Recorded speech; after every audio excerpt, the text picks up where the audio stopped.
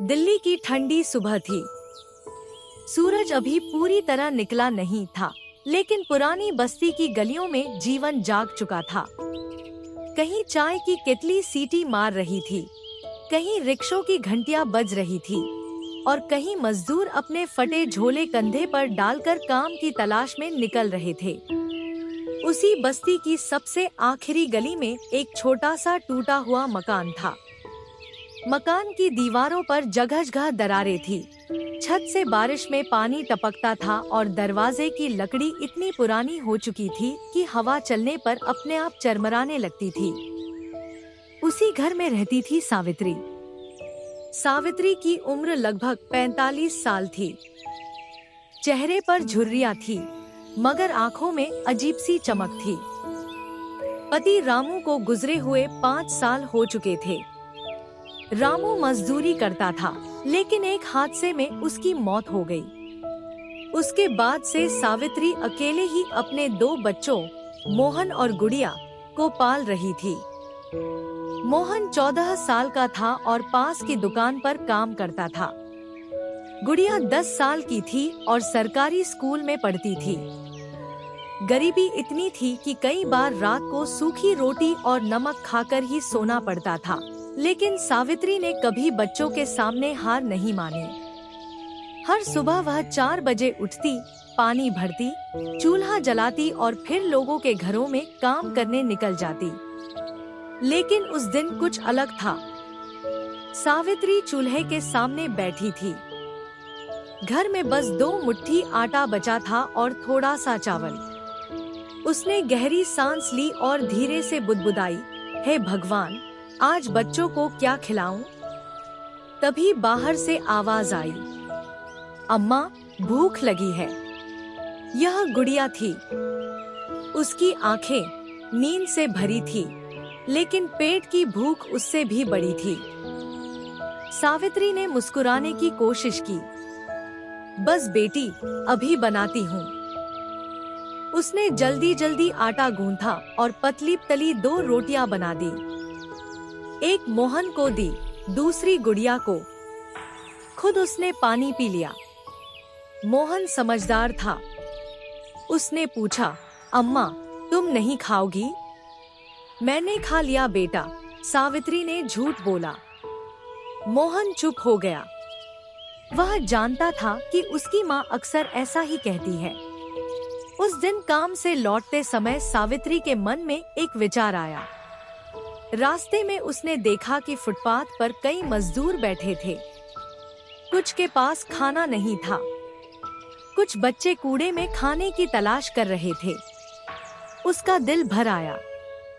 मैं गरीब हूँ, उसने सोचा, लेकिन क्या मैं किसी और गरीब का पेट नहीं भर सकती? उस रात वह देर तक सोचती रही। फिर उसने तय कर लिया कि वह अपने घर के बाहर छोटी सी रसोई शुरू करेगी, जहां गरीबों को बहुत कम पैसों में खाना मिलेगा और जो बिल्कुल भूखे होंगे, उन्हें मुफ्त में। अगले दिन उसने मोहन को अपना विचार बताया। मोहन चौंक गया। अम्मा, हमारे पास खुद खाने को नहीं है, हम दूसरों को कैसे खिलाएंगे? सावित्री मुस्कुराई, बेटा, रोटी बांटने से कम नहीं होती। भगवान रास्ता जरूर निकालेगा। मोहन कुछ नहीं बोला, लेकिन उसकी आंखों में चिंता थी। सावित्री ने पड़ोस की शांति चाची से पुराना बड़ा भगोना मांगा। किसी से पुरानी प्लेटें मिली, किसी से चम्मच। उसने घर के बाहर टूटी हुई मेज रखी और कोयले का बड़ा चूल्हा बना लिया। पहले दिन उसने केवल खिचड़ी बनाई। चावल कम थे, दाल भी थोड़ी थी, लेकिन उसने उसमें ढेर सारा प्यार मिलाया। उसने बाहर तख्ती लगाई, गरीब की रसोई, भूखे को भोजन। शुरू में लोग हंसे, अरे, जो खुद गरीब है वो दूसरों को खिलाएगी? 2 दिन में बंद हो जाएगी ये रसोई। लेकिन सावित्री ने किसी की बात पर ध्यान नहीं दिया। दोपहर तक एक बूढ़ा रिक्शा वाला वहां आया। उसके कपड़े मैले थे और चेहरा थकान से भरा हुआ था। उसने डरते डरते पूछा, माई, खाना मिलेगा? सावित्री ने मुस्कुराकर प्लेट आगे बढ़ाई। बैठो बाबा, गरम है अभी। बूढ़े ने जैसे ही पहला निवाला खाया, उसकी आंखें भर आईं। बेटी, 2 दिन बाद पेट भर खाना मिला है। सावित्री का दिल भर आया। उसे लगा जैसे उसकी मेहनत सफल हो गई। धीरे धीरे लोग आने लगे। मजदूर, रिक्शा वाले, फुटपाथ पर रहने वाले बच्चे, सबको वहाँ 2 वक्त की उम्मीद मिलने लगी। लेकिन मुश्किलें भी बढ़ने लगी। एक दिन घर में राशन बिल्कुल खत्म हो गया। सावित्री बैठकर हिसाब देख रही थी। जेब में केवल 20 रुपए थे। मोहन बोला, अम्मा, अब बंद कर दो ये रसोई, हम भूखे मर जाएंगे। सावित्री चुप रही। तभी दरवाजे पर दस्तक हुई। बाहर सब्जी वाला खड़ा था। बहन, उसने कहा, सुना है तुम गरीबों को खाना खिलाती हो। ये कुछ आलू और टमाटर रख लो, थोड़ा बच गया था। सावित्री की आंखें नम हो गई। उस दिन पहली बार उसे लगा कि भगवान सच में उसकी मदद कर रहा है। अगले दिन दूध वाला थोड़ा दूध छोड़ गया। फिर किसी ने आटा दिया, किसी ने प्याज। धीरे धीरे गरीब की रसोई पूरी बस्ती की पहचान बन गई। गुड़िया स्कूल से लौटकर बर्तन धोने में मदद करती। मोहन सब्जी काटता और ग्राहकों को पानी देता। एक दिन स्कूल की शिक्षिका रेखा मैडम वहां आई। उन्होंने देखा कि छोटी सी जगह में कितने लोग खाना खा रहे हैं। उन्होंने पूछा, ये सब कैसे करती हो सावित्री? सावित्री ने हंसते हुए कहा, मैडम, भूख बहुत बड़ी चीज है। जिसे खुद भूख लगी हो, वो दूसरों का दर्द जल्दी समझता है। रेखा मैडम बहुत प्रभावित हुई। उन्होंने स्कूल में बच्चों को इस रसोई के बारे में बताया। अगले रविवार कई बच्चे अपने घरों से अनाज और कपड़े लेकर आए। बस्ती में पहली बार लोगों को लगा कि इंसानियत अभी जिंदा है। लेकिन हर कहानी में कुछ लोग ऐसे भी होते हैं जिन्हें दूसरों की खुशी पसंद नहीं आती। उसी इलाके में कालिया नाम का आदमी रहता था। वह एक ढाबा चलाता था। पहले मजदूर उसके ढाबे पर खाते थे, लेकिन अब कई लोग सावित्री की रसोई में जाने लगे थे। कालिया गुस्से से जलने लगा। एक शाम वह अपने 2 आदमियों के साथ सावित्री के पास आया। सुन, उसने ऊंची आवाज में कहा, ये रसोई बंद कर दे। सावित्री डर गई लेकिन बोली, क्यों? क्योंकि तू मेरा धंधा खराब कर रही है। मैं तो गरीबों को खाना खिला रही हूँ। कालिया हंसा। दुनिया सेवा से नहीं चलती, पैसे से चलती है। मोहन बीच में आ गया। मेरी अम्मा को मत डराओ। कालिया ने उसे धक्का दे दिया। बहुत जुबान चलने लगी है। सावित्री ने बेटे को संभाला। उसकी आंखों में आंसू थे, लेकिन आवाज मजबूत थी। मैं रसोई बंद नहीं करूंगी। कालिया धमकी देकर चला गया। उस रात सावित्री सो नहीं सकी। उसे डर था कि कहीं कालिया नुकसान न पहुंचा दे। और वही हुआ। अगली सुबह जब वह बाहर आई तो उसका चूल्हा टूटा हुआ था। बर्तन सड़क पर पड़े थे और आटा मिट्टी में फैला हुआ था। गुड़िया रोने लगी। अम्मा, अब क्या होगा? सावित्री कुछ पल चुप रही। फिर उसने टूटा हुआ भगोना उठाया और बोली, रसोई फिर से बनेगी। उसकी आवाज में इतनी ताकत थी कि आसपास के लोग इकट्ठा होने लगे। रिक्शा वाले बाबा आगे आए। बेटी, हम मदद करेंगे। सब्जी वाले ने कहा, मैं सब्जी दूंगा। रेखा मैडम ने कहा, मैं पैसे जमा करवाऊंगी। धीरे धीरे पूरी बस्ती उसके साथ खड़ी हो गई। उसी शाम तक नया चूल्हा बन गया। जब कालिया ने देखा कि उसकी धमकी बेकार गई, तो वह और गुस्सा हो गया। लेकिन इस बार बस्ती के लोग चुप नहीं रहे। उन्होंने पुलिस में शिकायत की। कई लोगों ने गवाही दी कि कालिया ने रसोई तोड़ी थी। पुलिस उसे पकड़कर ले गई। उस दिन पहली बार सावित्री ने महसूस किया कि सच्चाई अकेली नहीं होती। समय बीतता गया। अब गरीब की रसोई केवल एक छोटा चूल्हा नहीं रही थी। लोग दूर दूर से आने लगे थे। कुछ लोग खाना खाने आते, कुछ मदद करने।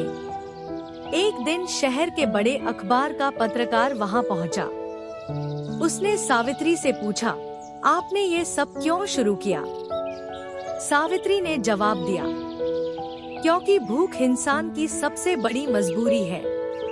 मैंने भूख देखी है, इसलिए किसी और को भूखा नहीं देख सकती। अगले दिन अखबार में उसकी तस्वीर छपी।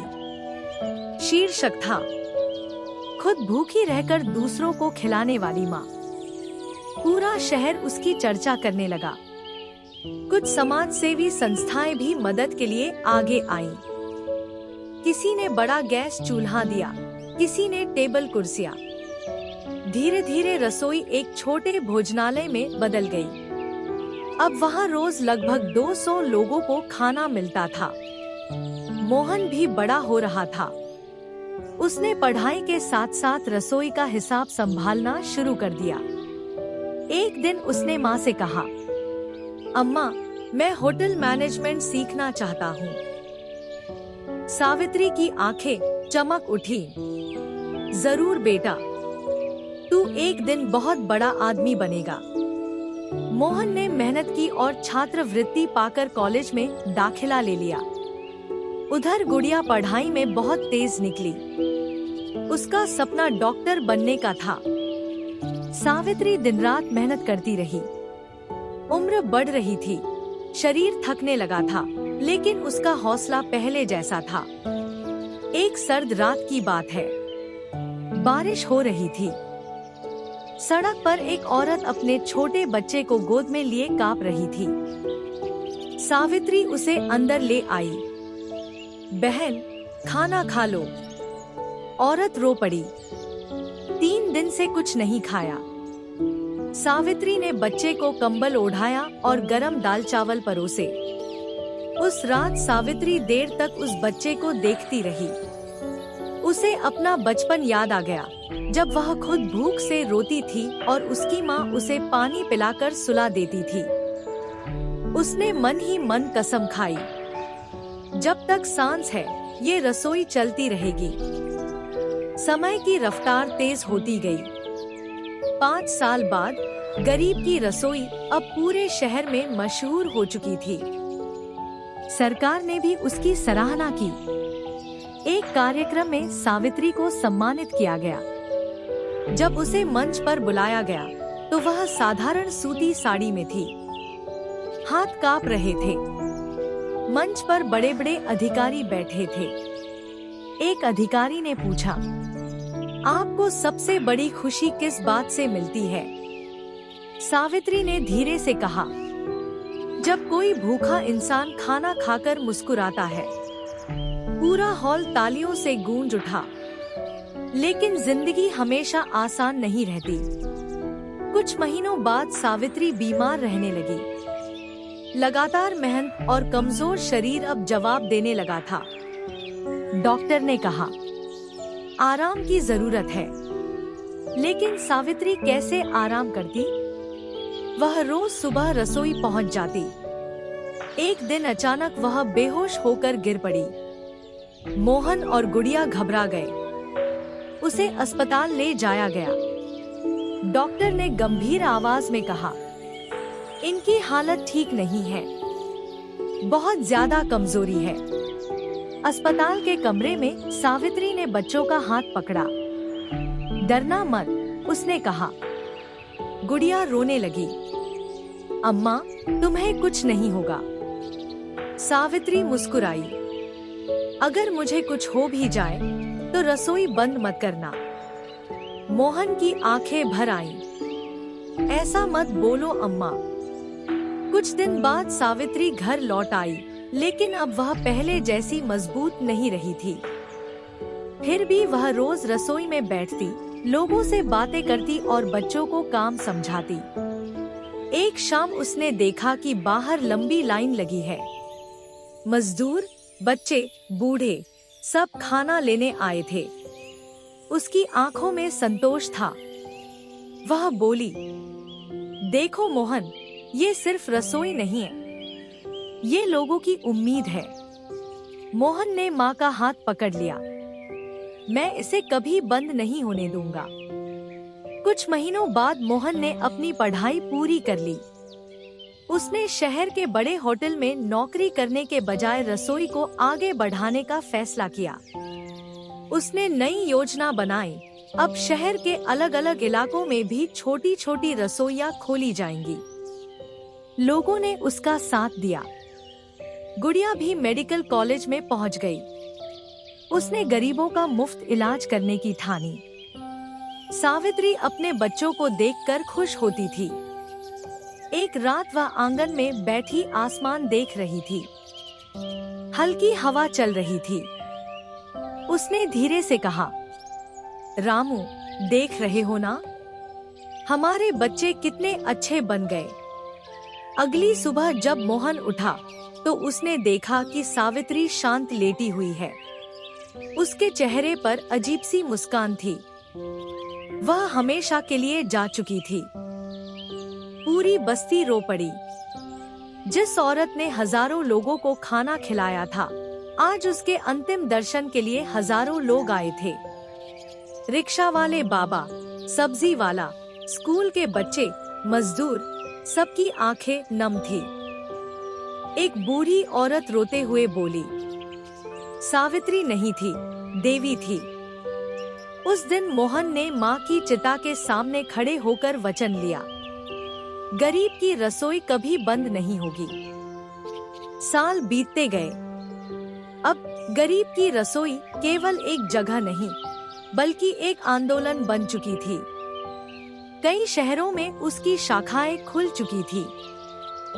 हर रसोई की दीवार पर एक तस्वीर लगी होती, साधारण साड़ी पहने मुस्कुराती हुई सावित्री की।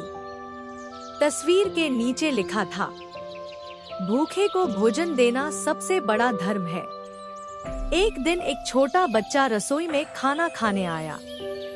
उसने दीवार पर लगी तस्वीर की तरफ देखकर पूछा, ये कौन है? मोहन मुस्कुराया। उसकी आंखें नम थी। उसने कहा, ये मेरी माँ है। इन्होंने हमें सिखाया कि इंसान अमीर पैसों से नहीं, दिल से होता है।